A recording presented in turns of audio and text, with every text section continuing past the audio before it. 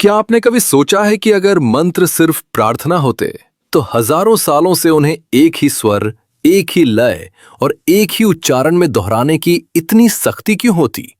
क्यों कहा जाता है कि अगर एक अक्षर भी गलत हुआ तो मंत्र निष्फल हो जाता है? और सबसे बड़ा सवाल, अगर मंत्र सिर्फ आस्था होते तो आज की आधुनिक साइंस उन पर रिसर्च क्यों कर रही है? आज की ये कहानी धर्म की नहीं है, ये कहानी है ध्वनि, आवृत्ति और चेतना की। आधुनिक इतिहास हमें ये सिखाता है कि विज्ञान पश्चिम की देन है और आध्यात्म भारत की। लेकिन सच्चाई इससे कहीं ज्यादा जटिल है। हजारों साल पहले जब साइंस शब्द भी अस्तित्व में नहीं था, तब भारत में तंत्र नाम की एक ऐसी परंपरा थी जो प्रयोग पर आधारित थी। तंत्र का मतलब था जो सत्य को अनुभव से सिद्ध करे, ना कि सिर्फ मान ले। तंत्र का मतलब कभी अंधविश्वास नहीं था। तंत्र का मूल अर्थ था सत्य को खुद अनुभव करके परखना। यानी जो बात कही जाए उसे सिर्फ इसलिए सच ना मान लो क्योंकि किसी ग्रंथ में लिखा है या किसी गुरु ने कह दिया है। तंत्र कहता है खुद देखो, खुद महसूस करो, खुद साबित करो। अगर ध्यान से शांति आती है तो उसे बैठकर अनुभव करो। अगर मंत्र से मन बदलता है तो उसकी कंपन को अपने भीतर महसूस करो। सिर्फ मान लेना ज्ञान नहीं है। तंत्र के अनुसार अनुभव ही प्रमाण है। यही वजह है कि तंत्र में सवाल पूछना अपराध नहीं था, बल्कि रास्ता था। और शायद इसी सोच ने तंत्र को अपने समय का सबसे प्रयोगधर्मी विज्ञान बना दिया। तांत्रिक परंपरा में मंत्रों को कभी शब्द नहीं कहा गया, उन्हें कहा गया शब्द ब्रह्म, यानी सृष्टि की मूल ध्वनि। यहां मंत्र का मतलब कोई जादुई शब्द नहीं होता। मंत्र का अर्थ होता है स्पेसिफिक साउंड, स्पेसिफिक फ्रीक्वेंसी और स्पेसिफिक रिदम। यानी हर मंत्र में आवाज भी तय होती है, उसकी कंपन भी तय होती है और बोलने की लय भी तय होती है। अगर इन तीनों में जरा सी भी गड़बड़ी हो तो प्रभाव बदल जाता है। इसीलिए मंत्र सिर्फ पढ़ा नहीं जाता, उच्चारित किया जाता है।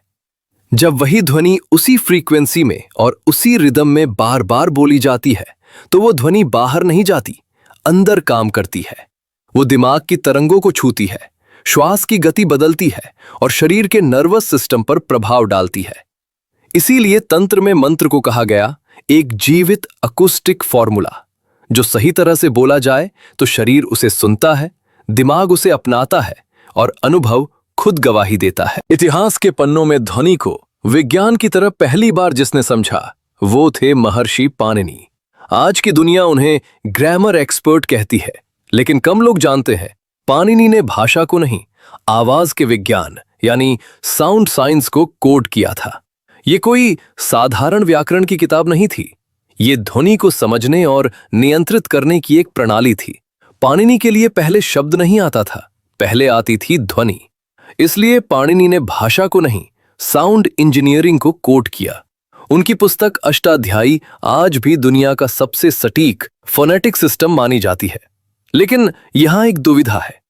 अगर मैं आपको अभी महर्षि पाणिनि और अष्टाध्यायी की गहराई में ले जाऊं तो मुझे computational linguistics, formal language theory, rule based programming और एआई लिंग्विस्टिक्स जैसे कठिन शब्दों की दुनिया में जाना पड़ेगा। और सच कहूं, ये वो दुनिया है जो आज के वैज्ञानिकों के लिए भी आसान नहीं है, तो आम दर्शक के लिए और भी कठिन हो सकती है। इसीलिए ये वीडियो किसी टेक्निकल लेक्चर की तरह नहीं, बल्कि एक आसान यात्रा की तरह बनाया गया है।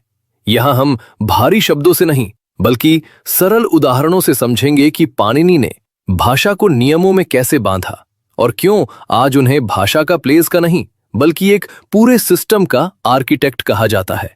तो डरिए मत, बस सुनते चलिए, समझ अपने आप बनती जाएगी। महर्षि पाणिनि और उनकी कृति अष्टाध्यायी कोई साधारण व्याकरण की किताब नहीं थी। यह आवाज को समझने और नियंत्रित करने की एक प्रणाली थी। पाणिनि के लिए पहले शब्द नहीं आता था, पहले आती थी ध्वनि। जैसे तबला बजाते समय फर्क पड़ता है कि चोट कहां मारी, कितनी जोर से मारी और अगली चोट कब मारी, उसी तरह पाणिनि ने देखा कि कौन सी आवाज गले से निकलती है, कौन सी तालू से और कौन सी होठों से। और जब एक आवाज दूसरी से मिलती है तो क्या बदल जाता है। इसीलिए महेश्वर सूत्रों में आपको क ख ग घ जैसी एबीसी वाली व्यवस्था नहीं दिखती। क्योंकि ये बच्चों को पढ़ाने की किताब नहीं थी, ये आवाजों की सूची यानी साउंड इंडेक्स थी। अब एक आसान उदाहरण समझिए। जैसे मोबाइल में गाने अलग अलग फोल्डर में होते हैं, रोमांटिक, भजन, लोकगीत। आप एक बटन दबाते हैं और पूरा फोल्डर चलने लगता है। पाणिनि ने आवाजों के साथ यही किया। उन्होंने कहा, जब मैं अच बोलूं तो समझ लेना कि सारे स्वर एक साथ। इससे बार बार सब गिनाने की जरूरत नहीं पड़ी, वरना हर बार कहना पड़ता अ, आ, ई, उ और किताब बहुत लंबी हो जाती। ये कोई जादू नहीं, ये सुविधा और समझदारी है। महर्षि पाणिनि की अष्टाध्यायी लगभग 2500 साल पहले ऐसा ग्रामेटिकल सिस्टम देती है जिसकी तुलना आज रूल बेस्ड प्रोग्रामिंग और एल्गोरिथमिक लैंग्वेज मॉडल से की जाती है। इसी वजह से कुछ नासा से जुड़े शोधकर्ताओं और एआई लिंग्विस्ट्स ने संस्कृत को एक अत्यंत प्रिसाइसली स्ट्रक्चर्ड लैंग्वेज कहा है। ये बात उसकी ध्वनि की किसी रहस्यमय शक्ति को लेकर नहीं, बल्कि उसकी संरचनात्मक स्पष्टता को लेकर है। तो जब कहा जाता है कि संस्कृत एक परफेक्टली स्ट्रक्चर्ड अकूस्टिक लैंग्वेज है, तो उसका मतलब होता है ध्वनि, नियम और अर्थ का असाधारण तालमेल। अब चलते हैं आधुनिक विज्ञान की ओर।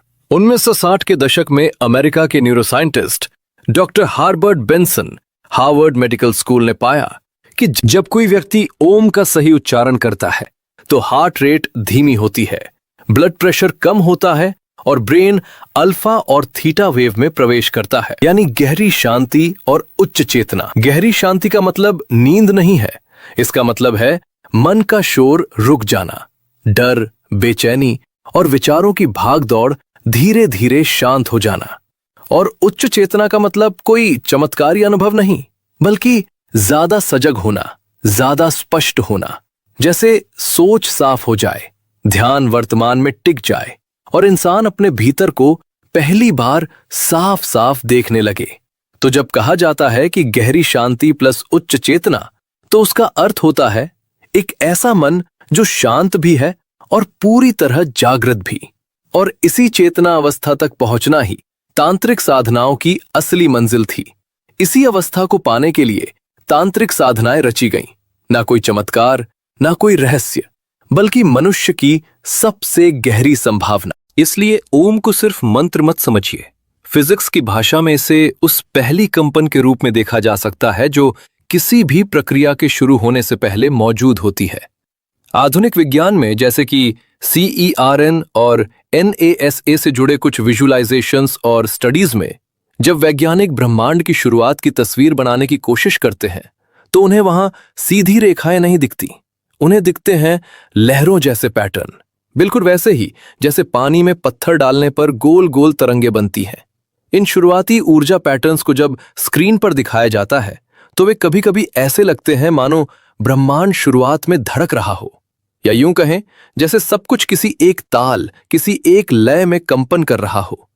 यह कोई दावा नहीं कि ब्रह्मांड ओम बोल रहा है, लेकिन इतना जरूर संकेत मिलता है कि ब्रह्मांड की संरचना कंपन और आवृत्ति के सिद्धांतों पर आधारित है। और यही बात तांत्रिक टेक्स्ट्स भी कहते हैं। उनके अनुसार मंत्र तब तक मंत्र नहीं जब तक वो शरीर में कंपन पैदा न करें। इसीलिए मंत्र सिर्फ शब्द नहीं होते, वे वोकल होते हैं, यानी उनकी आवाज, स्वर और मात्रा पहले से तय होती है। इसलिए मंत्र में अगर एक अक्षर भी बदल जाए तो प्रभाव बदल जाता है।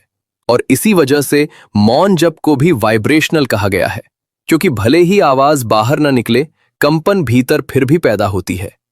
अब इसे एक आसान उदाहरण से समझिए। जैसे एक खिलौना गाड़ी बैटरी से चलती है, सही बैटरी डालें तो गाड़ी ठीक चलेगी, गलत साइज या गलत प्रकार की बैटरी डालें तो वो या तो धीमी चलेगी या बिल्कुल नहीं चलेगी।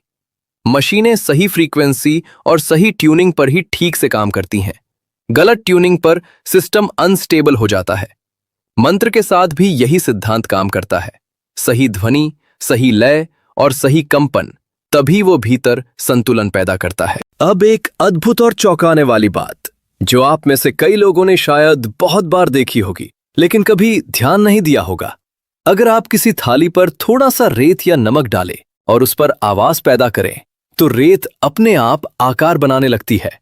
इस प्रयोग को विज्ञान में साइमेटिक्स कहा जाता है। और हैरानी की बात यह है कि संस्कृत मंत्रों से बनने वाली आकृतियां अक्सर ज्यामितीय और संतुलित होती हैं, जबकि रैंडम साउंड्स अराजक पैटर्न बनाते हैं। तंत्र यही कहता था कि सही ध्वनि व्यवस्था पैदा करती है। अब सवाल उठता है, अगर ये सब इतना शक्तिशाली था तो हमें स्कूल में क्यों नहीं पढ़ाया गया? क्योंकि तंत्र न सत्ता के लिए था न संस्थाओं के लिए। ये व्यक्ति को शक्तिशाली बनाता था। सच यही है कि जो सच में शक्तिशाली होता है वो सत्ता से सवाल करता है, और सत्ता सवाल करने वालों से हमेशा डरती है। लेकिन आज neuroscience, sound therapy, frequency based research और बाइनॉरल बीट्स उसी दिशा में बढ़ रहे हैं जहां तंत्र हजारों साल पहले पहुंच चुका था। अंतर बस इतना है कि आज इसे नए नाम दिए जा रहे हैं। इसलिए अगली बार जब आप कोई मंत्र सुने, उसे अंधविश्वास समझकर नजरअंदाज मत कीजिए। शायद वो सिर्फ शब्द ना हो, बल्कि एक अकूस्टिक टेक्नोलॉजी हो जो आपके भीतर कुछ एक्टिवेट करने आई हो।